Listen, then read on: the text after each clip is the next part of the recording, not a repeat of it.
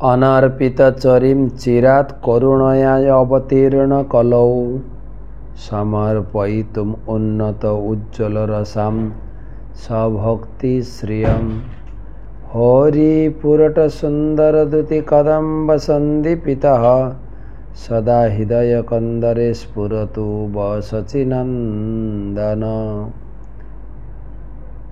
वन्देऽहं श्रीगुरो श्रीयुतपदकमलं श्रीगुरून् वैष्णवांश्च श्रीरूपं साग्रजातं सहगण रघुनाथान्वितं तं सजीवं साद्वैतं सावधूतं परिजनसहितं कृष्णचैतन्यदेवं श्रीराधाकृष्णपादन् सहगण ललिता श्रीविशाखान्वितांश्च नमः ॐ विष्णुपादाय कृष्णप्रेष्ठाय भूतले श्रीमते भक्तिवेदान्त स्वामिनिति नामिने। नमस्ते सारस्वते देवे गौरवाणी प्रचारिणे निर्विशेष शून्यवादी पाश्चात्यदेशतारिणे आजनुलम्बितभुजौ कनकावदातौ संकीर्तनैकपितरौ कमलायताक्षौ विश्वम्भरौ द्विजवरौ जुगधर्मपालौ वन्दे जगत्प्रियकरौ करुणावतारौ। जय श्री कृष्ण चैतन्य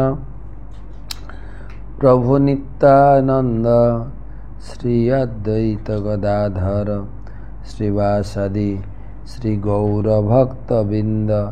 हरे कृष्ण कृष्ण कृष्ण हरे हरे, हरे राम राम राम हरे हरे। नमो ॐ विष्णुपादाय कृष्णप्रेष्ठाय भूतले श्रीमते जयपताका स्वामिनिति नामिने। नमः आचार्यपादाय निताय कृपाप्रदायिने गौरकथा धामदाय नगर वन्दे गुरु श्रीचरणारविन्द। तो आजकेर 906तम भागवत रसमाधुरी সেই সঙ্গে মহাপ্রভুর রথাগ্রে কীর্তন উপলক্ষে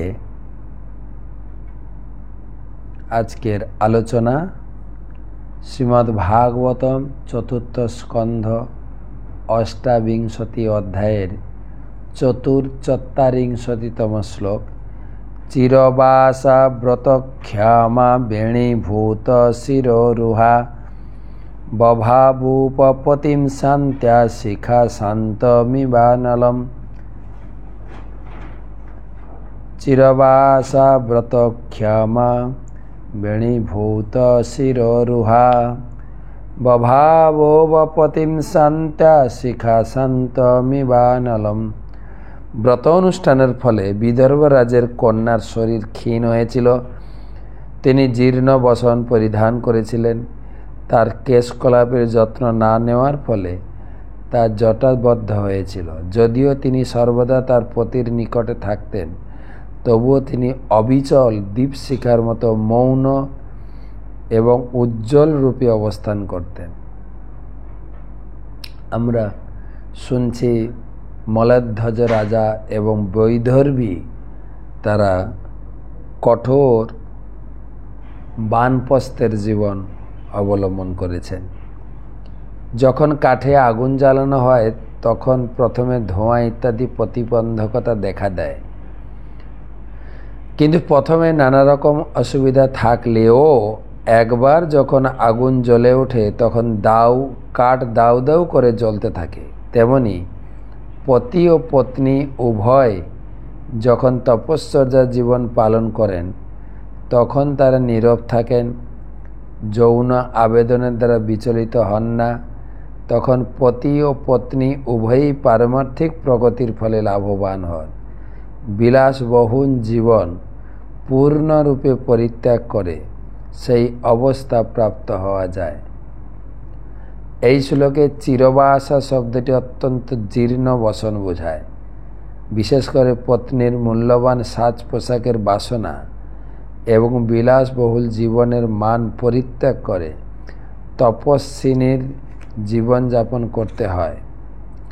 জীবন ধারণের জন্য যতটুকু প্রয়োজন কেবল ততটুকুই গ্রহণ করে আহার ও নিদ্রার পরিমাণ যতখানি হ্রাস করা সম্ভব তা করে জীবনযাপন করতে হয়। যৌন সঙ্গমের তো কোনো প্রশ্নই ওঠে না। পত্নী যদি কেবলমাত্র মহান শুদ্ধভক্ত পতির সেবায় যুক্ত থাকেন তাহলে তিনি কখনো যৌন বাসনা দ্বারা বিক্ষুব্ধ হবেন না। বানপ্রস্থ আশ্রমের অবস্থা ঠিক এই রকম। পত্নী যদিও পতির সঙ্গে থাকেন তবুও তিনি কঠোর তপস্যা পালন করেন, যাতে পতি পত্নী একসঙ্গে থাকলেও যৌন জীবনের কোনো প্রশ্ন ওঠে না। এইভাবে পতি ও পত্নী একত্রে নিরন্তর বাস করতে পারেন। যেহেতু পত্নী পতির থেকে দুর্বল, তাই সেই দুর্বলতা এই শ্লোকে উপপতিম শব্দে ব্যক্ত হয়েছে। উপশব্দটির অর্থ হচ্ছে নিকটে অথবা প্রায় সমান। পুরুষ হওয়ার ফলে পতি সাধারণত পত্নীর থেকে পারমার্থিক দিক দিয়ে অধিক উন্নত, কিন্তু তা সত্ত্বেও পত্নীর কাছ থেকে প্রত্যাশা করা যায় যে তিনি সব রকম বিলাসবহুল অভ্যাসগুলি বর্জন করবেন। তিনি কখনো সুন্দর বসন পরিধান করবেন না অথবা তার চুল আঁচড়াবেন না। চুল আঁচড়ানো মেয়েদের একটি প্রধান কাজ। বানপ্রস্থ আশ্রমে পত্নী তার কেশ কলাপের কোনো প্রকার যত্ন নেবেন না। এইভাবে তার কেশ কলাপ জটাবদ্ধ হয়ে যাবে। তার ফলে পত্নী আর তার পতির কাছ থেকে আকর্ষণীয় বলে মনে হবে না। তিনি নিজেও যৌন আবেদনের দ্বারা বিচলিত হবেন না। এইভাবে পতি ও পত্নী উভয়ই পারমার্থিক চেতনায় অগ্রসর হতে পারেন। এই অতি উন্নত স্তরকে বলা হয় পরমহংস স্তর। তা একবার প্রাপ্ত হলে পতি ও পত্নী উভয়ই দেহাত্ম বুদ্ধি থেকে মুক্ত হতে পারেন। শিষ্য যদি গুরুদেবের সেবায় নিষ্ঠাপরায়ণ থাকেন তাহলে আর তার মায়ার বন্ধনে অধঃপতিত হওয়ার ভয় থাকে না। এই যে পতি পত্নীর সংসারের যে জীবনের শেষে পরমহংস স্তরে উন্নীত হবেন, আমার গুরু মহারাজ প্রায় ভক্তদের বলে থাকেন, প্রভুপাদ চেয়েছেন আমার সমস্ত গৃহস্থ ভক্তরা পরমহংস স্তরে উন্নীত হবে।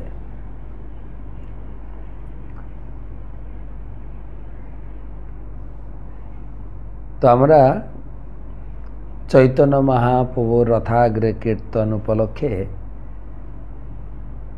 রথযাত্রার এই পবিত্র সময়ে আমরা শ্রী চৈতন্য চরিতামৃত মহাকাব্য ত্রয়োদশ অধ্যায়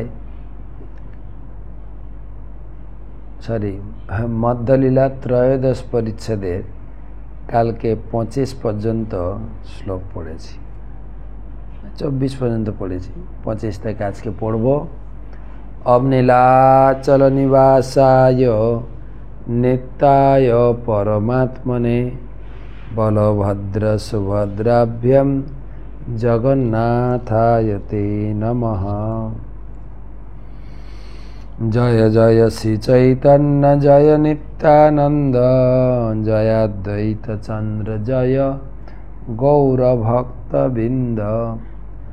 জয় জয় শ্রী চৈতন্য জয় নিত্যানন্দ জয় অদ্বৈত চন্দ্র জয় গৌরভক্তবৃন্দ।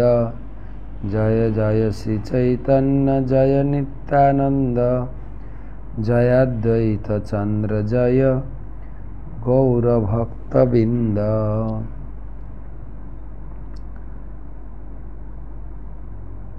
সূক্ষ্ম শ্বেত বালুপথে পুলিনের সম, দুই দিকে টোটা সব যেন বৃন্দাবন। এই রথযাত্রা মানে ভগবান জগন্নাথের দ্বারকা পরিত্যাগ করে বৃন্দাবন যাচ্ছেন। আর পুরীর রাস্তার দুই পাশে নারকেল বাগান, আর তখন তো আরও মহাপ্রভুর সময় তো আরও অনেক কিছু ছিল, ঘর বাড়ি ছিল না, চারিদিকে বালু, শ্বেত বালু এবং পুলিনের সময় মানে বাগান। এখনও কিছু কিছু এরিয়া দেখা যায় নারকেল বাগান এত সুন্দর সাজানো, সত্যি অপূর্ব লাগে। এবং বড় বড় ঝিল বা পুষ্করিণী আছে, দারুণ শোভা। রথে চড়ি জগন্নাথ করিল গমন, দুই পাশে চলে আনন্দিত মন। বৃন্দাবনের দিকে যাচ্ছেন জগন্নাথ, জগন্নাথেরও খুব আনন্দ।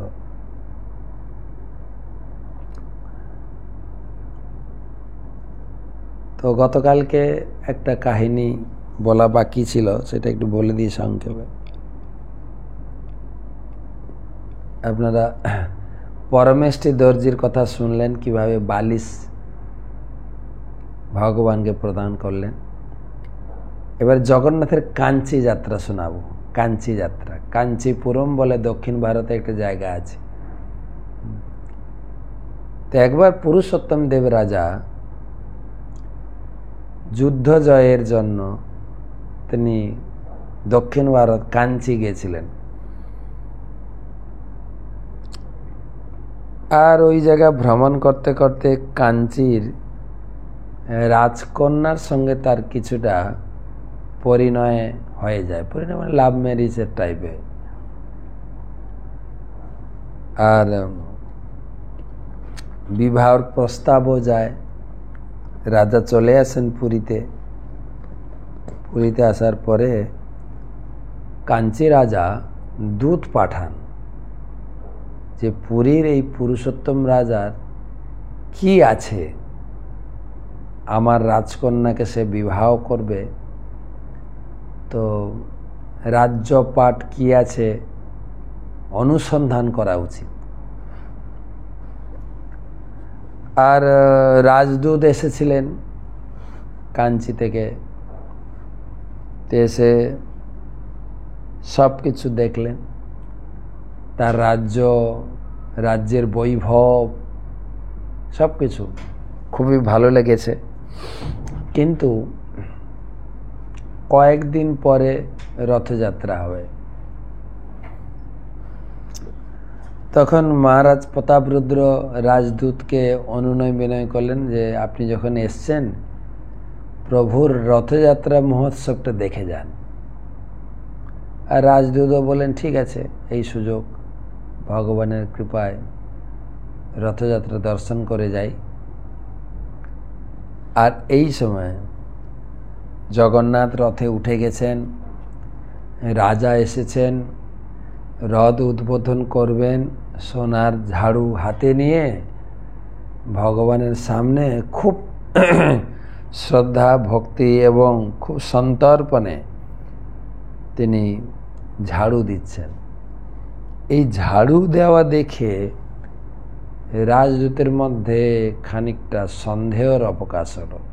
সে কি, তিনি রাজা, তিনি মেথরের কাজ করছেন, এটা কিভাবে সম্ভব? রাজা হয়ে ঝাড়ু দিচ্ছেন, এটা তো মেনে নেওয়া যায় না। এটা কি করছেন, এটা আমি মানতে পারলাম না। তো কাঞ্চিতে ফিরে গিয়ে তিনি উড়িষ্যার এই পুরুষোত্তম রাজার বহুল প্রশংসা করলেন, কিন্তু শেষে বললেন সব কিছুর মধ্যে এই রথযাত্রার সময় দেখলাম উনি হাতে ঝাড়ু নিয়ে ঝাড়ু দিচ্ছেন, এইটা ঠিক আমি মিলাতে পারলাম না। আসলে তিনি রাজা নাকি ঝাড়ুদার? রাজা এই সংবাদ পেয়ে, কাঞ্চি রাজা, তিনি রাজকন্যার বিবাহের প্রস্তাবকে খারিজ করে দিলেন। তিনি ওখান থেকে খবর পাঠালেন না আমি কোনো মেথরকে আমার রাজকন্যা সম্প্রদান করতে পারি না। পুরুষোত্তম রাজা এই কথা শোনার পরে তিনি একটু বিষণ্ণ হয়ে পড়লেন। সে কি, আমি আমার জগতের প্রভু, আমার আরাধ্য দেবতা ভগবান জগন্নাথের রথযাত্রার পবিত্র মুহূর্তে এই সেবার সুযোগ আমি পেয়েছি। আমি তো প্রভুর দাস, সেই জন্য আমি ঝাড়ু দিয়েছি এবং এই সেবার সুযোগ আমার বছরে একবার আসে। তো সেই সেবার সুযোগ নিয়েছি, আমাকে বলা হচ্ছে মেথর। তিনি এখান থেকে যুদ্ধ ঘোষণা করলেন, আমি যুদ্ধে লড়তে চাই। রেডি?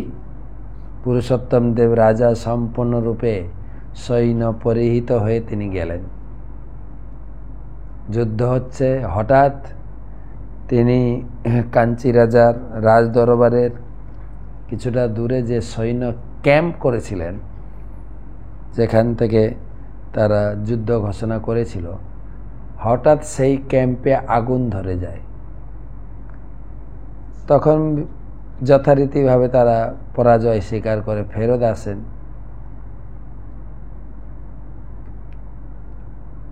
কিন্তু পরবর্তী আবার যুদ্ধ ঘোষণা করেন, দ্বিতীয়বার। তিনি ভগবান জগন্নাথের কাছে গিয়ে প্রার্থনা করেন, আমাকে যুদ্ধে সাহায্য করুন। এটা তো আপনার রথে আমি ঝাড়ু দিয়েছি, আমি যদি মেথর ঠিক আছে, কিন্তু তা বলে আমার এই অবমাননা আমি সহ্য করতে পারি না। কাঞ্চি রাজা এই যুদ্ধের একটা শর্ত করেছিলেন, যুদ্ধে যদি আমি হেরে যাই, কাঞ্চি রাজার আরাধ্য দেবতা হচ্ছেন গণেশ, তাহলে আমার ঠাকুর তোমার ঠাকুরের পিছনে বসবে। আর যে তুমি জিতে যাও, তাহলে আমার ঠাকুর তোমার পিছনে বসবে, তোমার ঠাকুরের পিছনে। আর যদি আমি জিতে যাই, আমার গণেশের পিছনে জগন্নাথকে বসাবো। এইটা শুনে রাজা অনেকটা বিচলিত হয়ে পড়েছিলেন। রাজা গিয়ে জগন্নাথের কাছে প্রার্থনা করছেন, প্রভু আপনি আমায় সাহায্য করুন, এর উপযুক্ত জবাব আমি দিতে চাই। আর এবারে যদি আমি হেরে যাই, সেটা আমার হার হবে না, আপনারই হার। আপনাকে বসতে হবে গণেশের পিছনে। এটা কি করে সম্ভব? আপনি জগৎপতি, সকলের স্বামী, সকলের আরাধ্য দেবতা, জগন্নাথ স্বামী নয়নপথগামী ভবতমে। অনেক করে কাকুল প্রার্থনা করে ভগবানের আশীর্বাদ নিয়ে তিনি সৈন্য পরিবৃত হয়ে তিনি এগোলেন কাঞ্চি রাজার যুদ্ধে টঙ্কার দেওয়ার জন্য। এদিকে কি হয়েছে, জগন্নাথ বলদেব তারা দুটো ঘোড়ায় চড়ে, একজন হচ্ছে নীল ঘোড়া আর একজন হচ্ছে সাদা ঘোড়ার উপরে চড়ে, তলোয়ার নিয়ে যুদ্ধ জয়ের জন্য সাঁ করে চলছেন। যেতে যেতে রাস্তায় একটা জায়গায় একজন বয়স্কা মহিলা, সে দই বিক্রি করছেন। তার নাম ছিল মানিক পটনা, উড়িয়া ভাষায় বলে তাদের এরকম নাম, মানিক পটনা। তো তার কাছ থেকে দুজন দই খেয়েছেন, যা দই ছিল সব দই খেয়েছেন। এবারে দই খেয়ে পয়সা দেবে কি করে, জগন্নাথের কাছে কত পয়সা। তো তারা দুজন বলছে, দেখো আমরা হচ্ছে রাজার সৈনিক, আমরা যুদ্ধ জয়ের জন্য যাচ্ছি, আমাদের রাজা পিছনে আসছেন, তিনি টাকা দেবেন। তোমাদের রাজা টাকা দেবেন কেন, তোমরা দই খেয়েছো। উনি বলে, দেখো আমাদের কাছে টাকা নেই, তবে একটা বন্ধক দিয়ে যাচ্ছে। অঙ্গুরীয় জগন্নাথের আংটি দিয়ে গেছেন। আপনাদের শুনে হাসি লাগছে না, যে জগন্নাথের তো হাত নেই, আবার আংটি কোত্থেকে এলো? হাত নেই তো আমরা দেখতে পাচ্ছি না। আংটি দিয়েছেন, এই আংটিটা রাজাকে দেখালে তোমার দইয়ের উপযুক্ত মূল্য তুমি পাবে। সরল গ্রামের মহিলা বলে ঠিক আছে। জগন্নাথ বলদেব চলে গেছেন। এবার রাজা পুরো সৈন্য দল নিয়ে আসছেন, হুঙ্কার দিতে দিতে এই রাস্তায় ঘিরে দাঁড়িয়েছে। এই রাজা, তোমাদের সৈনিকরা দই খেয়ে গেছে, টাকা দাও। বলছে আমাদের সৈনিক? আমার আগে আবার খেয়ে গেল? আমি তো সামনে যাচ্ছি, আমি পুরো টিম নিয়ে যাচ্ছি। বলছে না, দুইজন লোক, একজন কালো একজন ফর্সা, বিশাল চেহারা, তীর ধনুক নিয়ে গর্জন করতে করতে যাচ্ছেন, আর আমি এখানে দই বিক্রি করছিলাম, আমার কাছে দই সব খেয়েছি। টাকা চাইলাম, বলে আমাদের কাছে টাকা নেই, আমাদের রাজা পিছনে আসছেন, টাকা দেবেন। রাজা চিন্তিত হইল, আমাদের সামনে তো কেউ যায়নি। বলে এই প্রমাণ দেখো, এই আংটি, অঙ্গুরীয় আংটি রেখে গেছে বন্ধক। এই আংটি না, আমার আংটি দরকার নেই, পয়সা দাও। আংটি দেখে রাজা চিনতে পারে, আরে তো প্রভু জগন্নাথের আংটি। তার মানে কি দুজন গেছে, তার মানে জগন্নাথ বলদেব তারা মাঠে নেমেছেন যুদ্ধ করার জন্য আমার হয়ে। রাজা খুব খুশি, মনে দিব্য আনন্দ, জগন্নাথের চিন্তায় বিভোর হয়ে তার দইয়ের যা মূল্য 10 গুণ মূল্য দিয়েছে। আর শুধু তাই না, রাজা ছিলেন তো, তার নামে, সে মহিলার নামে পুরো গ্রামটাই দিয়ে দিয়েছেন, পুরো গ্রাম তার নামে। মানিকাপত্তন এখন নাম হয়েছে, মানিকাপট্টন। তারপরে হেরা যাওয়ার আগে রাজা পরাস্ত হয়ে গেছেন। জগন্নাথ বলদেব একদম পিটিয়ে ঠান্ডা করে দিয়েছে। দিয়ে রাজা গিয়ে রাজকুমারকে বন্দি করেছেন, রাজকুমারীকে বন্দি করেছেন। বলছে তোমার বাবা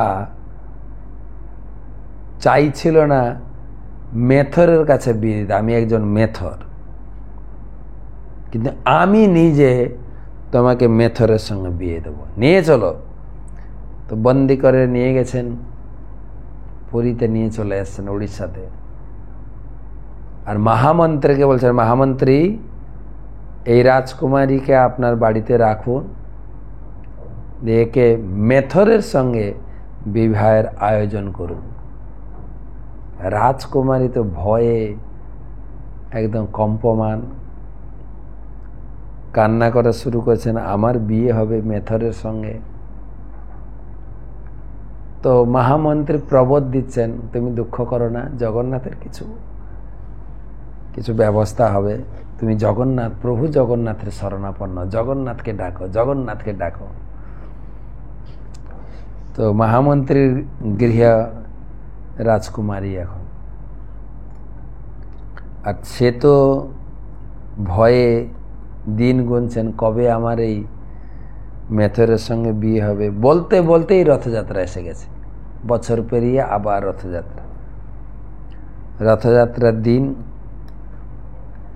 মহামন্ত্রী রাজকুমারীকে বলছেন, আজকে সেজে গুজে থাকো, আজকেই তোমার বিয়ে। ও তো আরো ভয় পেয়ে গেছে, এতদিন তবু মহামন্ত্রীর বাড়িতে ছিলাম, এখন আমাকে মেথরের বাড়িতে যেতে হবে। বলে সেজে গুজে যাও, আজকে তোমার বিয়ে। আর সে ভয়ে তাকে সাজানো হচ্ছে, ঝরঝর করে কেঁদে যাবে। তুমি কাঁদো না, জগন্নাথের কিছু একটা ব্যবস্থা হবে। তাকে নিয়ে আসা হয়েছে, আর সেই রথযাত্রার শুরু হবে। রাজা সোনার হাত ঝাড়ু নিয়েছেন, ঝাড়ু দেবেন, ঝাড়ু দিয়েছেন, তখন মহামন্ত্রী রাজকুমারীকে নিয়ে হাজির। মহারাজ, আপনি মেথরের সঙ্গে রাজকুমারীর বিয়ে আমি জগন্নাথের রথে দেব। রাজা তখন হা করে, কি বলছেন? আমি তো বলেছি এই রাজকুমারীকে মেথরের সঙ্গে বিয়ে দিতে। বলছে আপনিই তো মেথর, আপনি ঝাড়ু দিচ্ছেন না, এখনো আপনার হাতে ঝাড়ু আছে, ঝাড়ু ফেলুন এবং হস্তমিলন করুন। আর রাজা খুবই খুশি হয়েছেন, খুব খুশি হয়েছেন, মহামন্ত্রীর বুদ্ধির প্রশংসা করলেন। তো রাজকুমারীও রাজাকে স্বামী রূপে প্রাপ্ত হলেন। সে কাহিনী মহারাজ তার কাঞ্চি যাত্রা বইতে পরম পূজ্য শ্রীমৎ ভক্তি পুরুষোত্তম মহারাজ জগন্নাথ লীলা বইতে লিখেছেন, খুব সুন্দর। এবং জগন্নাথ মন্দিরে ঢুকবেন, প্রথমে ঢুকে গরুর স্তম্ভের কাছে দেখবেন সেই দুজন সৈন্য জগন্নাথ আর বলদেব ঘোড়ায় করে যাচ্ছেন, আর সেই মহিলা দই খাওয়াচ্ছেন। সেই চিহ্ন, সেই স্মৃতি এখনও রয়েছে। গেলে ওইটা দর্শন করলেই এই কাহিনী মনে পড়বে, দর্শন করবেন। এবার পুরীতে গেলে বা যারা দর্শন করেছেন কাঞ্চি যাত্রা, জগন্নাথের কাঞ্চি যাত্রা।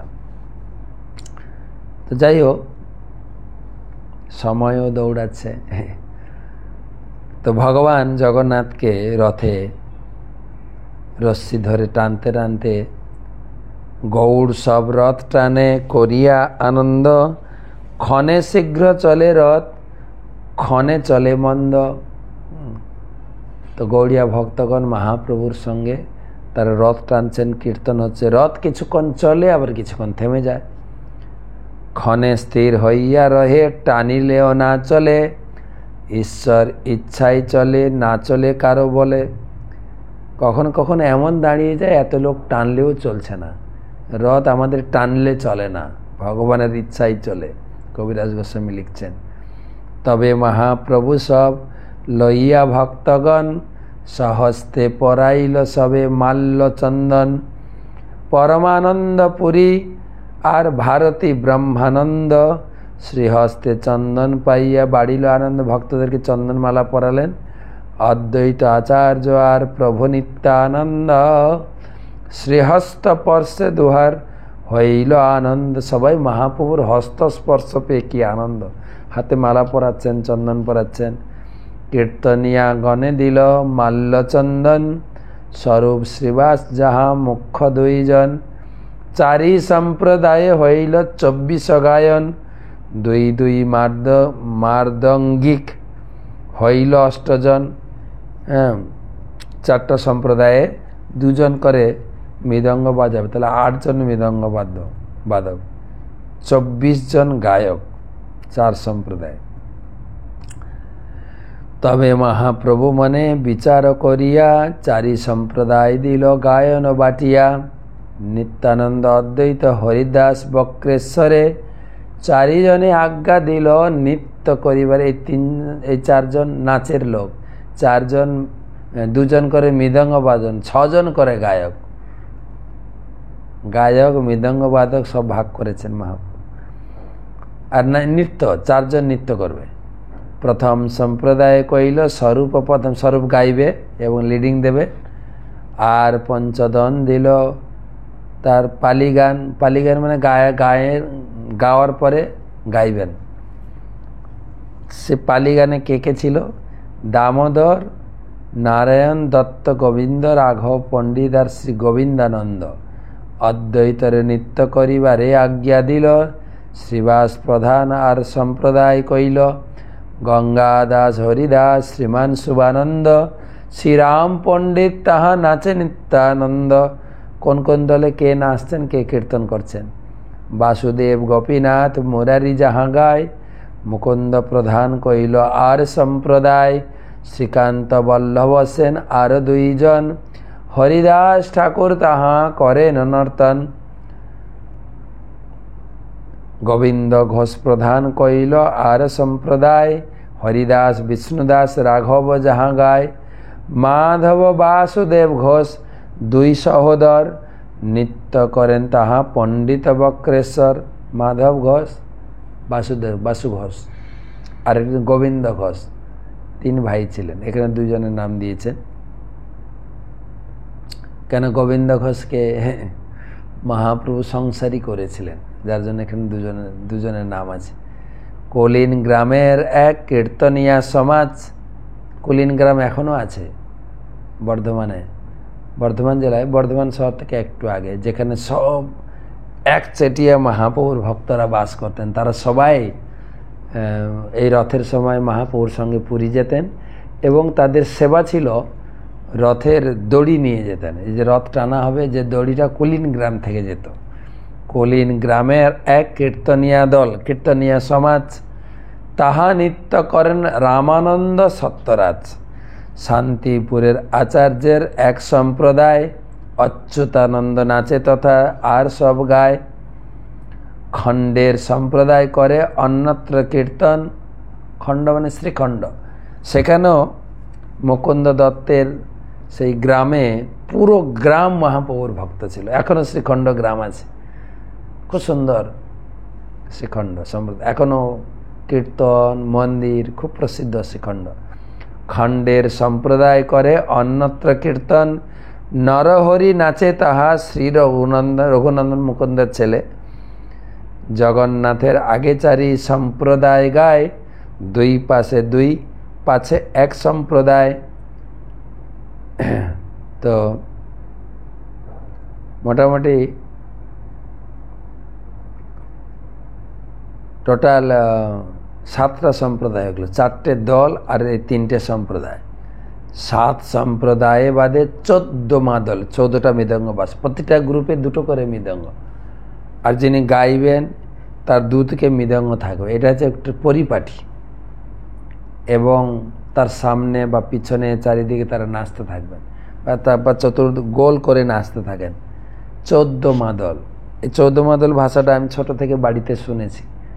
এইখানে 14 মাদল হবে, চলো এই এখন বুঝলাম 14 মাদল মানে 14টা মৃদঙ্গ হয়তো থাকতো তখন। 14 মাদল গান শুনবো, চলো 14 মাদলে যাব। জানি না আমাদের এই বাংলাদেশে, আমি তো বাংলাদেশে এখন আছি, চট্টগ্রামে রয়েছে। এই চট্টগ্রাম বিভাগে কুমিল্লাও, এই কুমিল্লার হাই রোডে একটা জায়গার নাম আছে 14 মাইল। জানি না 14 মাদল থেকে 14 মাইল হয়েছে কিনা। 14 মাইল। 7 সম্প্রদায়ে বাজে 14 মাদল, যার ধ্বনি শুনি বৈষ্ণব হইল। যখন মৃদঙ্গের তাল পড়ে না, ভক্তরা নাচতে, যত মৃদঙ্গ বাজবে ততই নাচে। মহাপুর আমলের এইসব বর্ণনা। আর এখন তো নিজের চোখেও দেখা যায়, ভক্তরা যখন কীর্তনে নাচতে শুরু করে, মৃদঙ্গ বাজাতে শুরু করে। আমি দেখেছি যখন প্রথম আমি মায়াপুরে আসি 92-93, আমি এসে 91-93, তখন এই গৌর পূর্ণিমা উৎসবে সারা বিশ্ব থেকে জিবিসি মণ্ডলী, গুরু, সন্ন্যাসীরা আসতেন। 1 মাস ধরে মায়াপুরে উৎসব হতো। তখন তাদের ভিতরে এই কীর্তন দেখতাম। গুরু, আমাদের ইস্কনের গুরু ছিলেন তীর্থ মহারাজ, আফ্রিকান, তারপরে আমেরিকান, লন্ডনের সব বিদেশি ভক্তরা মৃদঙ্গ বাজে কীর্তন করছে, আর ভক্তরা পাগলের মতো নাচছেন মন্দিরে। আর এক মহারাজ আছেন, এখনো আছেন, নিরঞ্জন মহারাজ, তিনি নিজে কীর্তন করছেন, নিজে মৃদঙ্গ বাজিয়ে কীর্তন করতেন।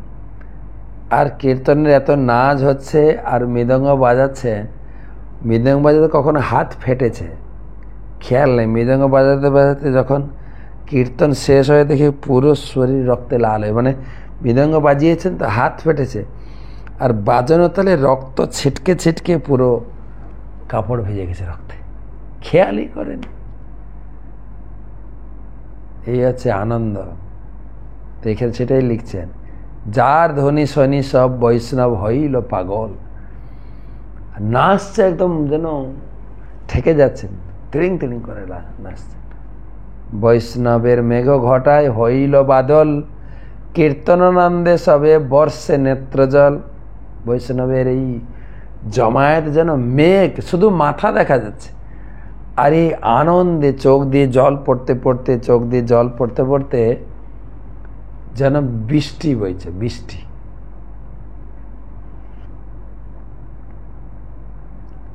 ত্রিভুবন ভরি উঠে কীর্তনের ধ্বনি, অন্য বাদ্যাদের ধ্বনি কিছুই না শুনে। এই যে রথ চলছে, কাঁসর ঘণ্টার এই বাজনা আর শোনা যাচ্ছে না, এখন মৃদঙ্গ কীর্তনের ধ্বনি শোনা যাচ্ছে।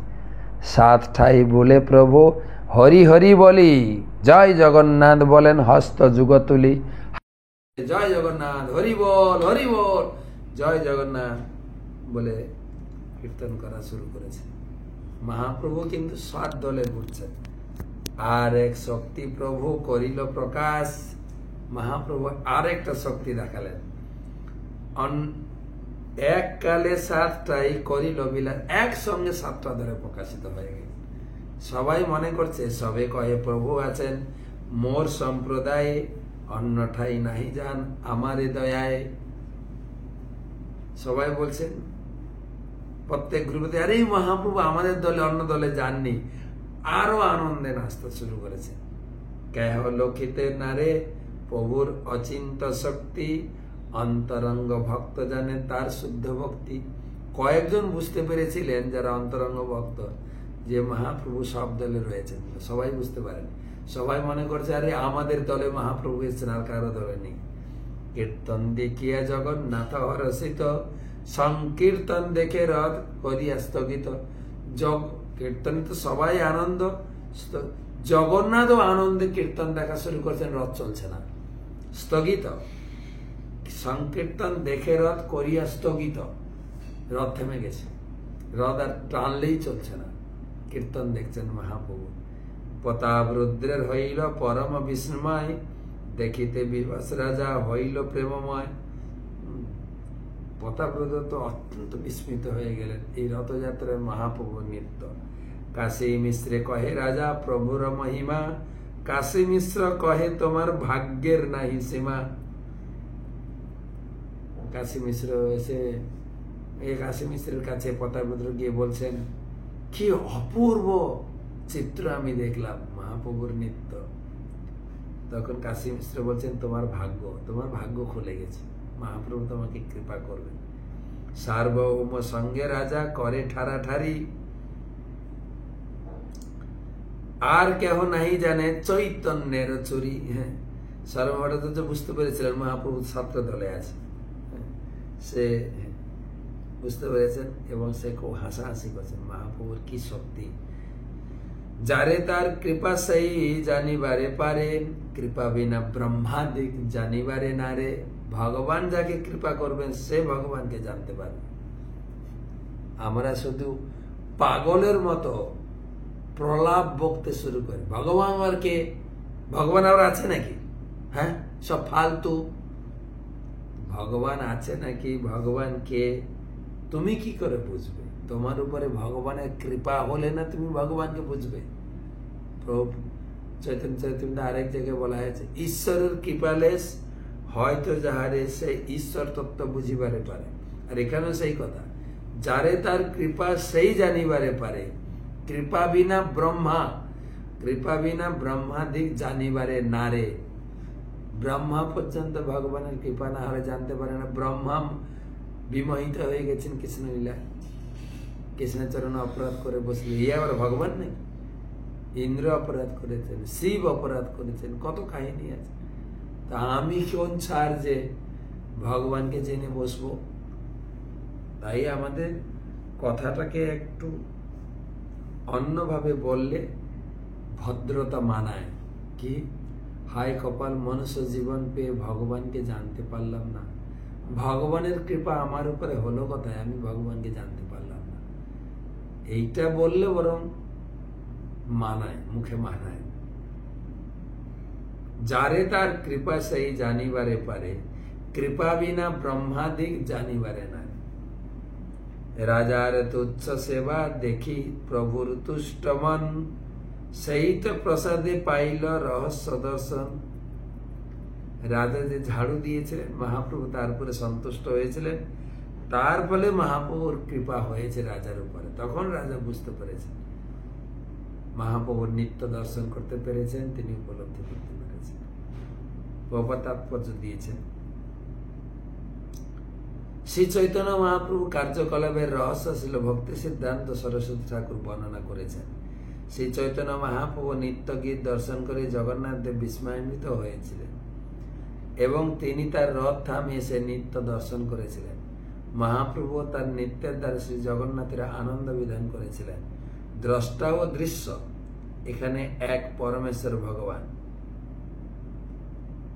জগন্নাথ ও ভগবান সে দর্শন করছেন, আর যিনি নাচছেন দৃশ্যও একই, তিনিও জগন্নাথ চৈতন্য মহাপ্রভু।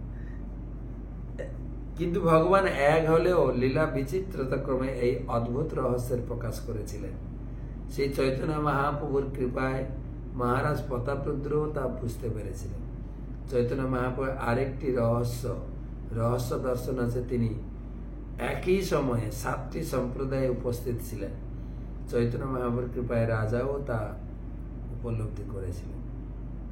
সাক্ষাতে না দেয় দেখা, পরোক্ষে তো দয়া, কে বুঝিতে পারে সে চৈতন্য চন্দ্রের মায়া।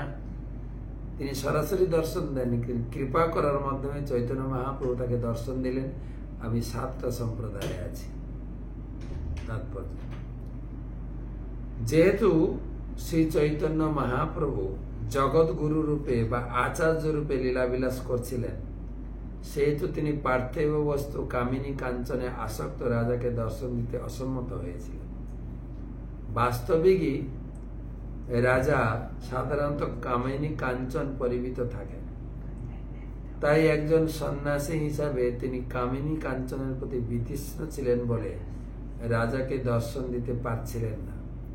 কেননা সন্ন্যাসীর পক্ষে রাজদর্শন অত্যন্ত অশোভনীয় ব্যাপার, তাই প্রত্যক্ষভাবে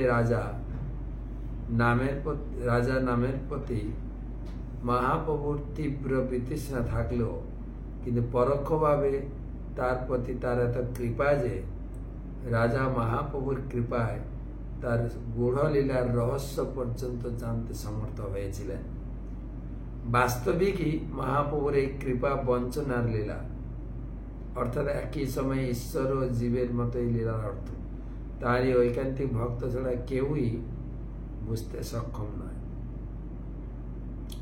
সার্বভৌম কাশী মিশ্র 2 মহাশয়, রাজারে প্রসাদ দেখে হইলা বিস্ময়। কাশী মিশ্র সার্বভৌম তারা বুঝতে পেরেছিলেন মহাপ্রভুর কৃপা লাভ করেছে, যার ফলে মহাপ্রভুর এই 7 সম্প্রদায়ের নৃত্য রাজা উপভোগ করছেন, আর তারা খুব খুশি হয়েছেন আর বিস্মিত হয়ে গেছে। এই মত লীলা প্রভু কইল কতক্ষণ, আপনে গায়েন নাচান নিজ ভক্তগণ। দেখেন, ভগবানের কৃপা না হলে ভগবানকে কি করে যান। আমরা যখন প্রথম ইস্কনে আসি, আমার ট্রেনিং ছিল 8 মাসের ট্রেনিং ছিল, পুরো 24 ঘন্টা পাক্কা ট্রেনিং রুটিন ছিল। তার ভিতরে বিশেষ করে সকালে 6টা থেকে 7টা, বিকালে 4টা থেকে 5টা, 1 ঘন্টা আমরা ঝাড়ু নিয়ে ক্যাম্পাস পরিষ্কার করতাম, ঝাড়ু দিতাম, ময়লা তুলতাম। তো সকালে যখন ঝাড়ু দিতাম, আমাদের ট্রেনার ছিলেন, তিনি এসে দেখতেন আমরা কিভাবে ঝাড়ু দিচ্ছি। তিনি রাস্তায় পা ঘষে পা দেখাতেন, দেখো তো আমার পায়ে ধুলি লেগেছে কিনা, দেখো দেখো, মহাপ্রভু ধুলি। তাহলে মহাপ্রভু এই রাস্তা দিয়ে প্রতিদিন কীর্তন করতে করতে যান। মহাপ্রভুর চরণ অত্যন্ত কোমল, তার পায়ে ধুলি কাঁকর লাগলে আমাদের অপরাধ হবে, মহাপ্রভুর কষ্ট হবে না, ভালো করে ঝাড়ু দাও। শাস্ত্রে বলা হয়েছে, অদ্যাপিহ সেই লীলা করে গৌর রায়, কোন কোন ভাগ্যবানে দেখিবারে পায়। কবিরাজ গোস্বামী লিখলেন, এখনো সেই লীলা চলছে মহাপ্রভুর নিত্য, কিন্তু তিনি যাকে কৃপা করেন তিনি দর্শন করেন, সবাই দর্শন করতে পারেন না। সেই মতো সেই জন্য এখানে বলা হলো, তিনি যাকে কৃপা করেন সেই দর্শন করতে পারেন, সবার দ্বারা হয় না।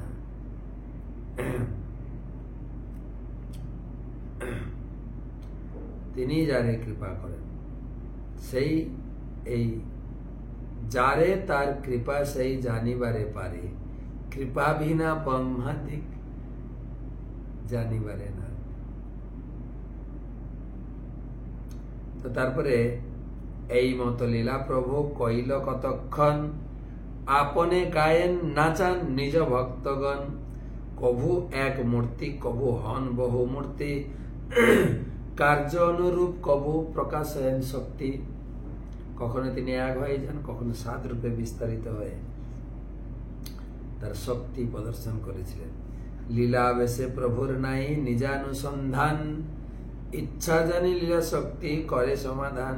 তিনি লীলার আবেশে মহাপ্রভু আত্মবিস্মৃত হয়ে গেছেন। পরে তিনি শান্ত হলেন। তাৎপর্য, শ্বেতাশ্বতর উপনিষদে বলা হয়েছে, পরাস্য শক্তি বিবিধৈব শ্রূয়তে স্বাভাবিকী জ্ঞান বল ক্রিয়াচ। পরমেশ্বর ভগবানের বিবিধ অচিন্ত শক্তি এতই নিপুণ যে তার দ্বারা সমগ্র চরাচরের শক্তি ও ক্রিয়াকলাপ নিয়ন্ত্রিত। শ্রী চৈতন্য মহাপ্রভু 7টি কীর্তন সম্প্রদায়ে একই সময়ে পৃথক পৃথক ভাবে থেকে তার ঐশ্বর্য প্রকাশ করলেন। প্রায় সকলেই মনে করেছিলেন তিনি এক, কিন্তু কেউ কেউ দেখলেন তিনি নিজেকে বহু রূপে প্রকাশ করেছেন। কেবলমাত্র তার অন্তরঙ্গ ভক্তরাই বুঝতে পেরেছিলেন, যদিও তিনি এক, তবুও তিনি বহুরূপে বিভিন্ন কীর্তন দলে প্রকাশিত হয়েছেন। নৃত্যকালে শ্রী চৈতন্য মহাপ্রভু আত্মবিস্মৃত হয়েছিলেন এবং কেবলভাবে নিজের ভাবে আবিষ্ট ছিলেন। তাই তার স্বরূপ শক্তি তার ইচ্ছা অনুসারে সেই ব্যবস্থা করেছিলেন। এখানেই অন্তরঙ্গ শক্তি বহিরঙ্গ শক্তির পার্থক্য। জড়জগতে বহু প্রচেষ্টায় বহিরঙ্গ শক্তির মধ্যে কার্য অনুষ্ঠিত হয়, কিন্তু যখনই ভগবান কোনো ইচ্ছা করেন তখনই তার স্বরূপ শক্তি দ্বারা স্বাভাবিকভাবে তার সমাধান হয়ে যায়। তার ইচ্ছা অনুসারে সবকিছু এত সুন্দর ও নিখুঁতভাবে সংগঠিত হয় যে তা দেখে মনে হয় যেন আপনা থেকেই হয়ে গেছে। এই জগতেও কখনো কখনো স্বরূপ শক্তির কার্য প্রকাশ হতে দেখা যায়, কিন্তু তথাকথিত চড়া বৈজ্ঞানিকেরাও তাদের অনুসরণকারীগণ তা কিভাবে হচ্ছে তা বুঝতে পারে না। তারা মনে করে যে সবকিছু প্রকৃতির দ্বারা হচ্ছে, কিন্তু তারা জানে না প্রকৃতি পরমেশ্বর ভগবানেরই শক্তি। মায়া ধৎসেন প্রকৃতি শ্রূয়তে সচরাচরম হেতুনানেন কন্তেয় জগৎ বিপরিবর্ততে। হে কুন্তিপুত্র, এই বিশ্ব চরাচরে আমার অর্থকথায় প্রকৃতি কার্য করছে। এই প্রকৃতির নিয়মের দ্বারাই এই জগতের উৎপত্তি ও বিনাশ হয়।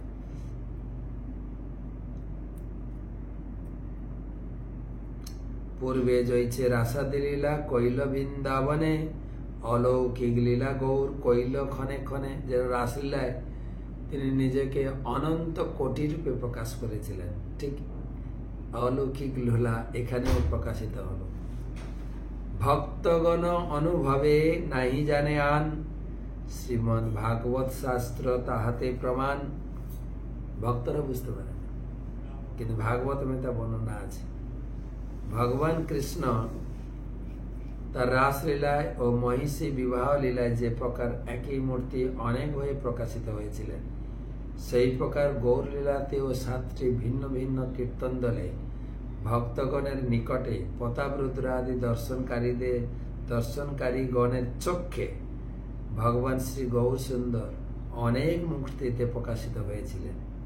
ভক্তগণ ছাড়া এই অলৌকিক লীলা দেখার জন্য অন্য কারো অধিকার হয় না। রাসে ও মহিষী বিবাহে, মহিষী বিবাহে দ্বারকায় তিনি নিজেকে একসঙ্গে 16,108 প্রকাশিত করেছেন। একই সময়ে অনেক মূর্তি প্রকাশিত হওয়ার প্রমাণ শ্রীমদ্ ভাগবতমে রয়েছে। এই মতো মহাপ্রভু করে নিত্যরঙ্গে, ভাসাইল সব লোক প্রেমের তরঙ্গে। এই মতো হইল কৃষ্ণের রথে আহরণ, তার আগে প্রভু নাচাইল ভক্তগণ। আগে শুনো রথ জগন্নাথের গুন্ডিচা গমন, তার আগে প্রভু জয়ীছে কীর্তন করিলা নর্তন। এভাবে গুন্ডিচা মন্দিরে জগন্নাথ চলছেন আর মহাপ্রভুর নৃত্যন দয়া করে আরো শ্রবণ করুন। তা আজকে আর পড়বো না, রাত হয়ে গেছে। আজকে এই পর্যন্ত রাখি। 70 পর্যন্ত শ্লোক পড়লাম। কালকে থেকে আবার, কালকে তো এমনি চৈতন্য ক্লাস হয়, তবে এই দুটো অধ্যায় যতক্ষণ পড়া শেষ না হচ্ছে আমরা চৈতন্য পড়তেই থাকবো। তো আগামীকাল 71 শ্লোক থেকে আমরা পড়ব। আজকে এই পর্যন্ত রাখি। শ্রী জগন্নাথ রথযাত্রা মহোৎসব কি, সপার্ষদ চৈতন্য মহাপ্রভু কি, সমবেত ভক্তবৃন্দ কি। শুভরাত্রি।